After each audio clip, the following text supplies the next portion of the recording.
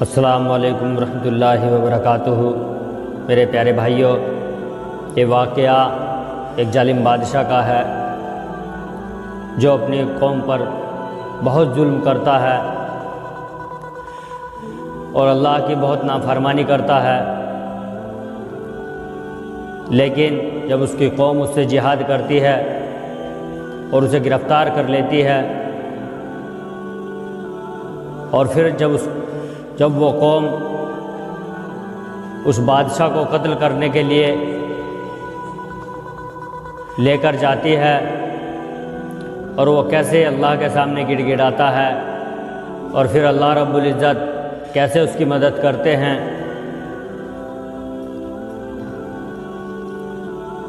اور اس بادشاہ کو دوسری قوم میں لے جا کر ڈال دیتے ہیں، اور وہاں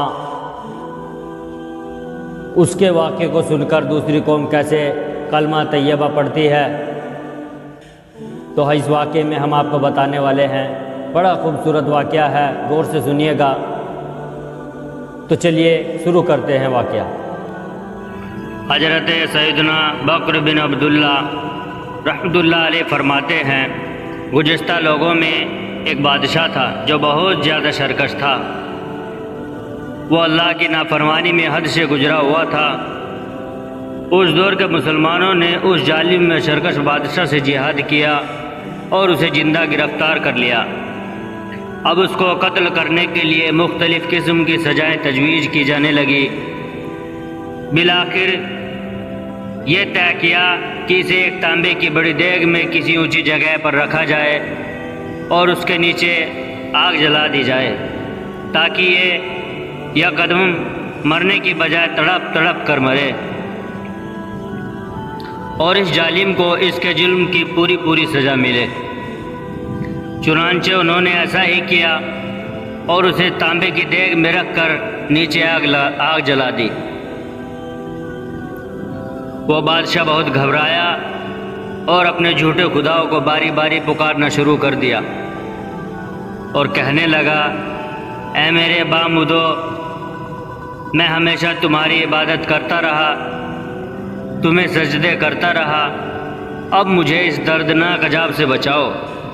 اسی طرح باری باری اس نے تمام جھوٹے خداؤں کو پکارا، لیکن اس کا پکارنا رائے گا گیا، کیونکہ وہ تو خود اپنی حفاظت کے محتاج تھے، اس کی کیا حفاظت کرتے۔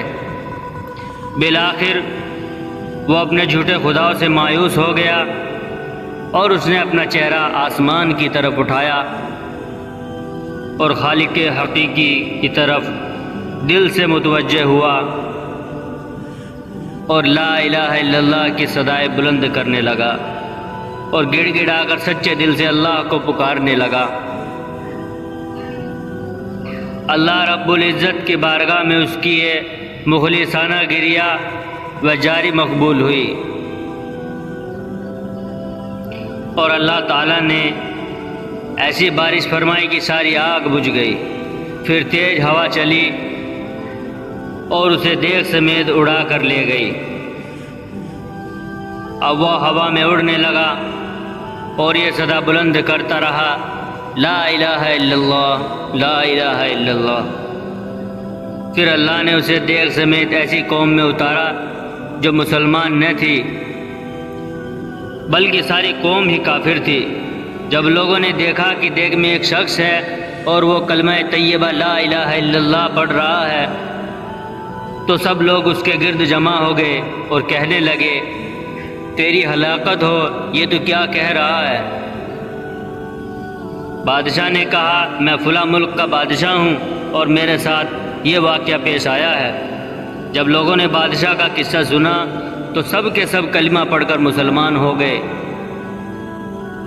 اور معبود حقیقی کی عبادت کرنا شروع کر دی۔ اللہ کی ان پر رحمت ہو اور ان کے صدقے ہماری مغفرت ہو، آمین۔